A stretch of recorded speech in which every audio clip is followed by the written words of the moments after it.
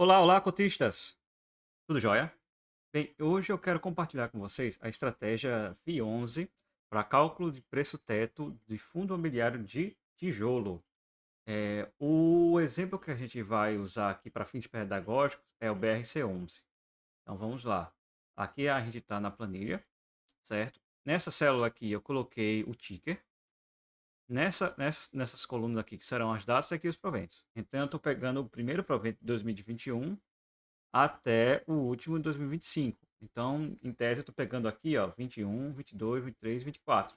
Os últimos 4 anos cheios, né? Então, o que eu fiz aqui? Eu botei a data, a primeira data, né, de cada mês. Então, 1º de janeiro de 21, e assim foi, certo? E aqui a gente usa a função FI11, provento valor.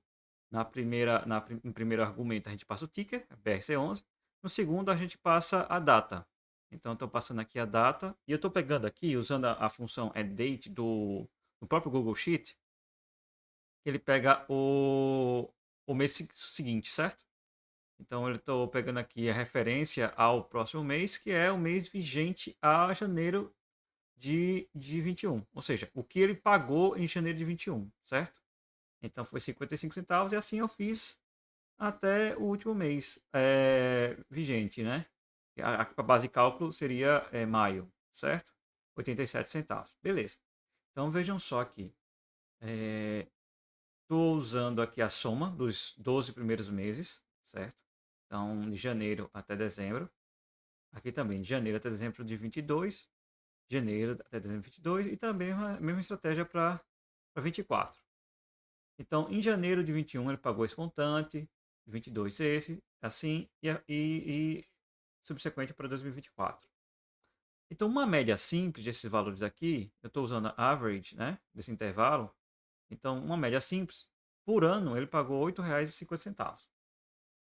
O aumento entre os anos. O que eu estou fazendo aqui? Estou fazendo um cálculo para saber qual foi o percentual de um ano para o outro. Se aumentou ou decrementou, né? Ou diminuiu. Então aqui, de 21 para 22, aumentou 9,32%. De 22 para 23, 27%. De 23 para 24, 10%.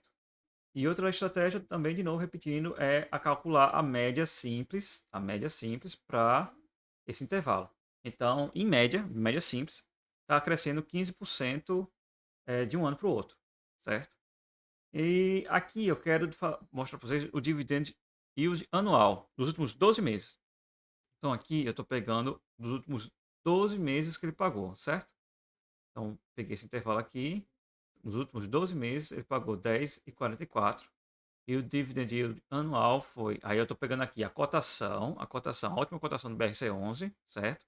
Aí estou passando esses R$ 10 e dividindo pela última cotação. E está aqui o ticker, certo? A2. E aí foi uma porcentagem de dividend yield anual de 9,67. O que eu faço agora com esses dados? Eu vou aqui para a minha planilha preço-teto, a estratégia de calcular o- os preços tetos, analisando o passado, estimando o futuro e aplicando a estratégia de Gordon, certo?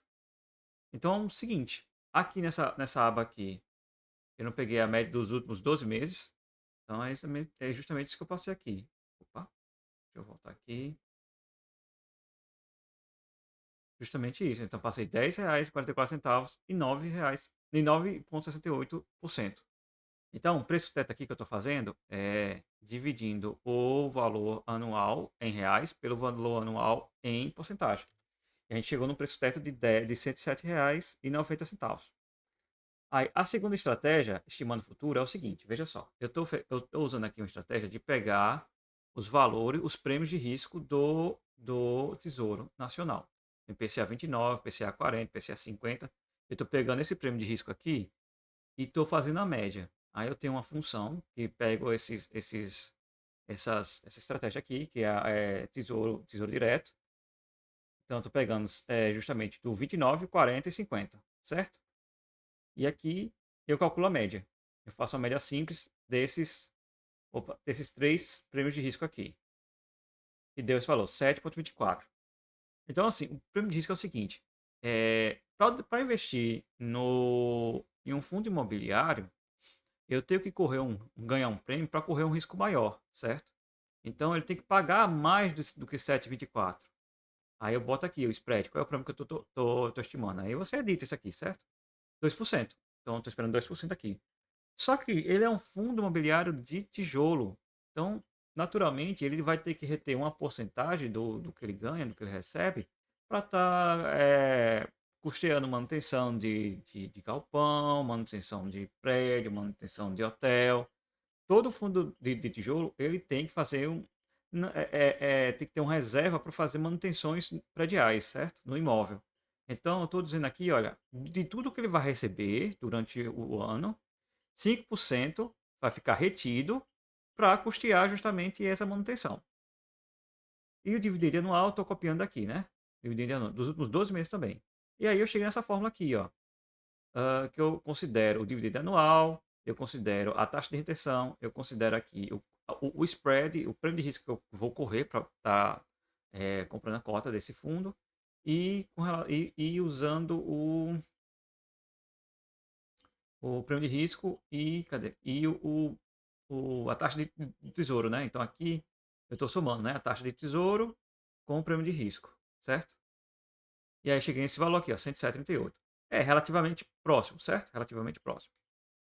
E veja você, rendimento aqui. O que é isso aqui? É justamente pegar a média dos rendimentos dos últimos anos. E foi aqui, ó. Ele pagou aqui. Então, a média simples dos últimos anos fechados foi de 8,50. Então eu botei aqui, ó, 8,50. E quanto é que ele pagou em porcentagem? Cresceu de um ano para outro, 15,87. Então veja só, aqui no modelo de Gordon, ele leva em consideração o custo de capital. É o custo que eu vou. é, é, como é que ele explica? No sentido de o custo que eu vou ter que abdicar por estar investindo em um fundo imobiliário. Então, por exemplo, aqui, veja só, o que eu estou fazendo. Esse custo de capital, ele é a soma do IPCA acumulado dos últimos 12 meses, que é isso aqui, ó, IPCA acumulado dos últimos 12 meses, com a soma do IPCA dos 12 meses, que eu também tenho uma formulazinha que eu trago, com a média do IPCA simples, justamente Tesouro Direto.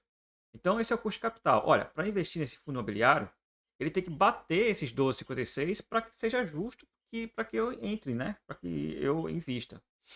Então, o que, é que eu faço aqui? Eu faço uma estratégia. O que, é que a gente faz aqui com a estratégia? Para saber o crescimento dos dividend yields, né? Se essa porcentagem aqui for maior do que 4%, então é uma estratégia que eu estou usando. Eu não pego esse porcentagem total, porque ela pode estar superestimada, sabe? Pode estar fora da realidade. Então eu pego 30% desse valor. Se for maior do que 4, se for menor do que 4 no caso, aí ele bota o valor que for. Por exemplo, se eu botar aqui uma porcentagem 3%. Opa, botei 2%.